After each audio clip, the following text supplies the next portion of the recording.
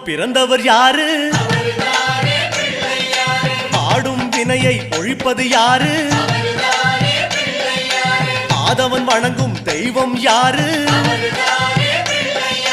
பூமியை தாங்கும் புண்ணியன் யாரு? அனலாசுரனை தின்றது யாரு? ஆணவம் நீக்கும் நாயகன் யாரு? முப்புரி அணிந்த மூலவன் யாரு? அவரும் வாழ்வது எங்கே கூறு?